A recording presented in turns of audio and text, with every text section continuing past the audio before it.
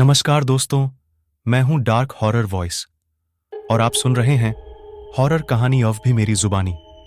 दोस्तों, आज की कहानी हमारे एक सब्सक्राइबर गोराज ने भेजी है, तो चलिए अब ये कहानी गोराज के पॉइंट ऑफ व्यू से सुनते हैं। दोस्तों, मेरा नाम गोराज है और पेशे से मैं एक ट्रक ड्राइवर हूं। इसके साथ ही मैं आपको बता दूं कि मैं राजस्थान के सीकर जिले से रूपपुरा गांव का रहने वाला हूं।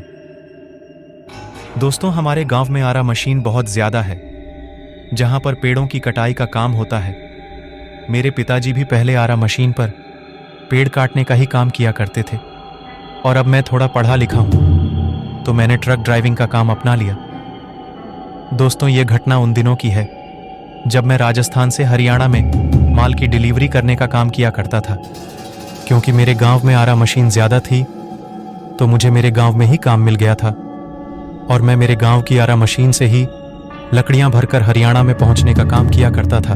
और अक्सर मैं माल की डिलीवरी शाम के समय ही लेकर निकलता था और फिर दूसरे दिन शाम तक मुझे जहां भी माल पहुंचाना होता था मैं वहां माल पहुंचा देता था।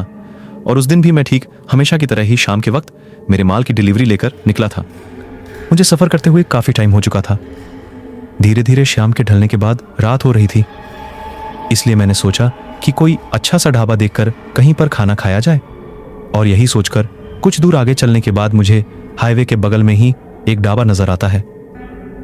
ढाबे को देखकर मैंने ट्रक की रफ्तार को थोड़ा धीमे किया।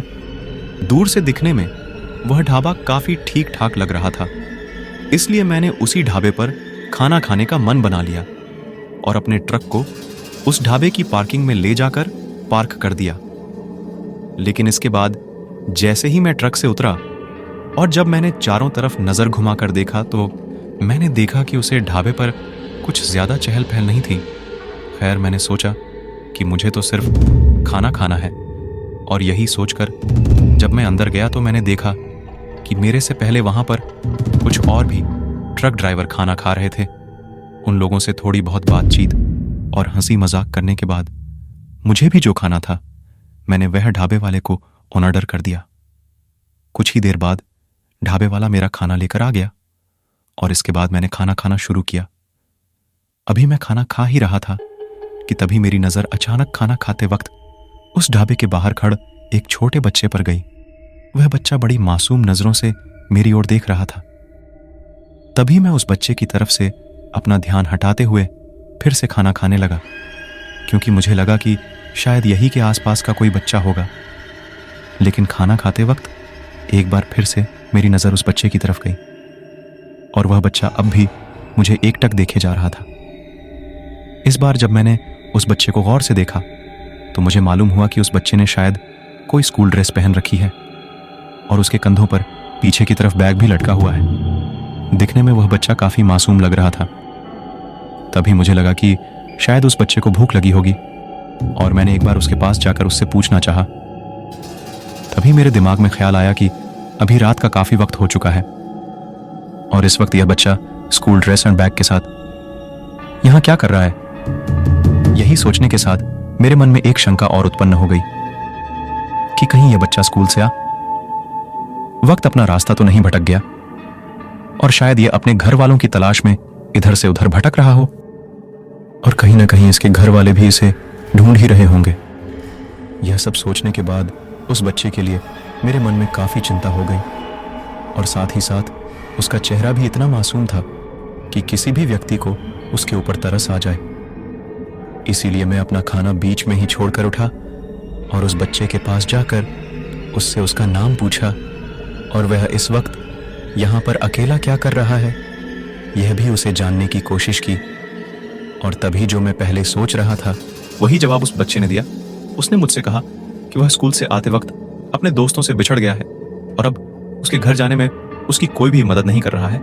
यही बोलकर निकलकर वह बच्चा थोड़ा मायूस हो गया, जिसके बाद मुझे उसके ऊपर काफी तरस आया और उसके लिए बुरा भी लगा।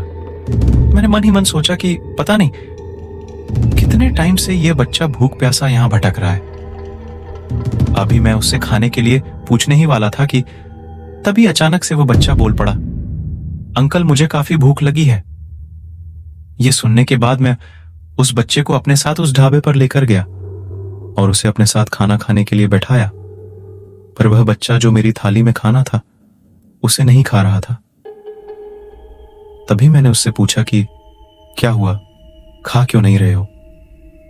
तभी उस बच्चे ने मुझे जो उस वक्त कहा उसे सुनकर एक बार के लिए तो मुझे थोड़ा अजीब लगा, पर फिर मुझे लगा कि कोई बात नहीं, बच्चे का मन है और सभी बच्चों का मन अक्सर ऐसा ही होता है।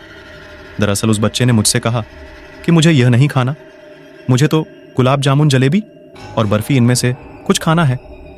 फिर मैंने उसे मैंने उसे खाने के लिए कुछ गुलाब जामुन दिलवा दिए। पर जब वह बच्चा उन गुलाब जामुन को खा रहा था उस वक्त उसके खाने का तरीका देखकर मुझे बहुत अजीब लगा। उसके खाने के तरीके से ऐसा लग रहा था कि जैसे से कई दिनों से उसने कुछ खाया ही ना हो या फिर जिंदगी में पहली बार उसने गुलाब जामुन खाए हो।